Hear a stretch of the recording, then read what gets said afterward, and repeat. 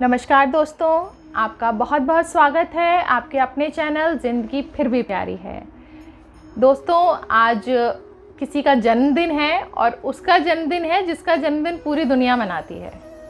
आप सभी को जन्माष्टमी की हार्दिक शुभकामनाएं। कृष्ण, कान्हा, द्वारकाधीश, ये उसके नाम हैं जो सबके दिल में बसते हैं। और उनके दिल में कौन बसता है? उनके दिल में बसती है राधा। वो प्रेम के ऐसे अवतार थे जिन्हें उनके द्वारकाधीश के रूप में कम जानते हैं लोग या कम पूजना चाहते हैं। उन्हें कान्हा के रूप में पूजना चाहते हैं, उन्हीं पर विश्वास करना चाहते हैं। तो उनकी जो यात्रा रही कान्हा से द्वारकाधीश तक, आज मैं आपके लिए वही लेकर आई हूँ। आप सभी लोग सुरेंद्र शर्मा जी से परिचित होंगे। हास्य कवि हैं, बहुत प्रचलित कवि हैं। मैं उन्हें प्रणाम करती हूँ और ये उन्हीं की लिखी हुई कविता है जो मैं आपके लिए लेकर आई हूँ, कान्हा से द्वारकाधीश तक।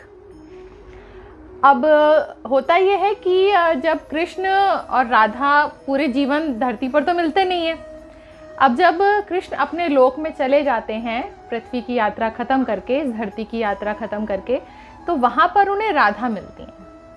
अब जब राधा से आमना सामना होता है तो कृष्ण थोड़े से सकुचाए से और राधा बहुत खुश, प्रसन्नचित। अब राधा प्रसन्नचित क्यों और कृष्ण सकुचाए क्यों? क्योंकि कृष्ण तो प्रेम को छोड़ कर गए थे और राधा ने प्रेम को कभी छोड़ा ही नहीं था, इसलिए राधा बहुत खुश थी। अब जब आमना सामना हुआ तो राधा ने कृष्ण को संबोधित किया, कैसे हो द्वारकाधीश? अब ये शब्द सुनकर कान्हा को बहुत आहत कर जाते हैं।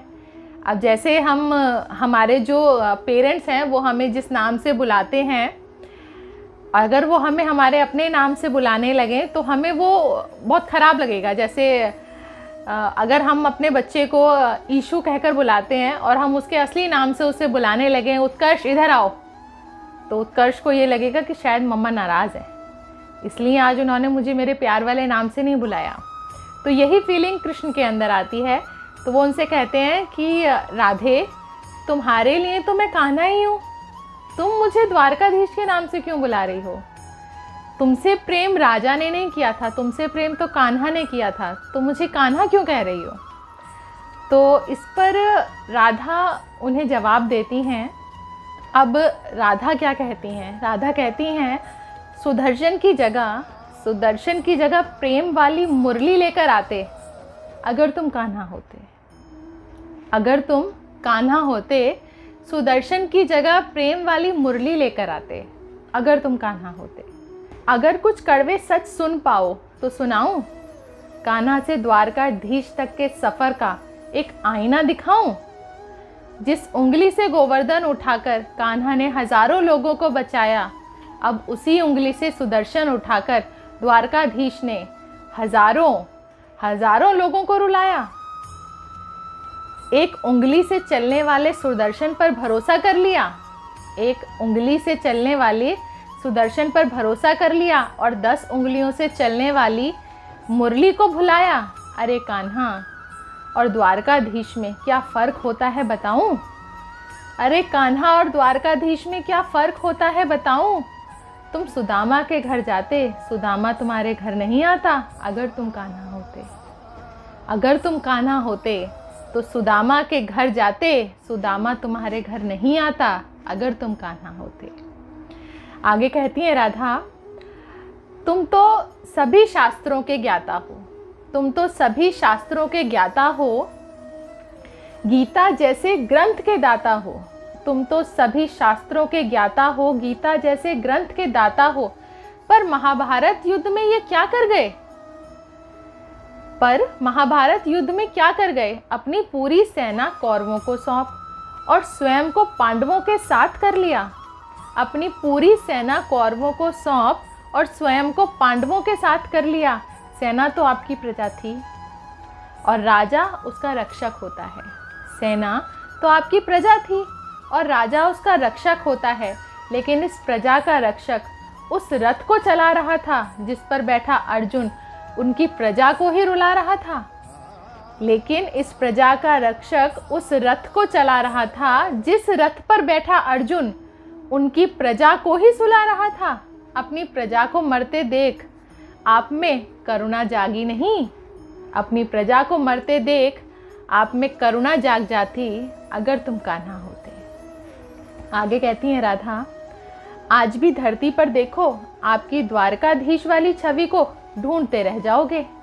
हर घर हर मंदिर में मेरे साथ ही खड़े नजर आओगे।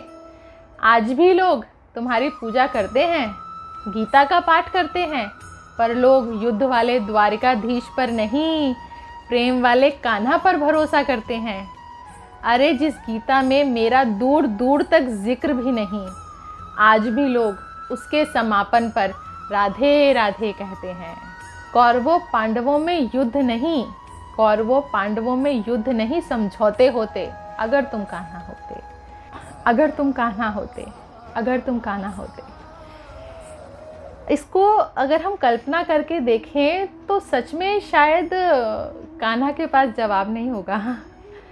व्यक्ति जब प्रेम से दूर हो जाता है, जब भी कभी व्यक्ति प्रेम से दूर हो जाता है तो सिर्फ विनाश लेकर आता है। जब तक हम प्रेम करते हैं, जब तक हमारे अंदर प्रेम और करुणा जीवित रहती है, तब तक हम जीवन देते हैं। और जब हमारे अंदर से ये प्रेम खत्म हो जाता है तो हम उसी जीवन का सर्वनाश कर देते हैं। यहाँ तक कि कई बार अपनी ही खुशियों का सर्वनाश कर लेते हैं। दोस्तों, आप सभी को द्वारकाधीश भी और कान्हा भी दोनों के जन्मदिन की बहुत बहुत शुभकामनाएं। ये वीडियो हम रात को 12 बजे शूट कर रहे हैं। कृष्ण जी का जन्मदिन शुरू हो गया है, तो आप सभी को हैप्पी जन्माष्टमी।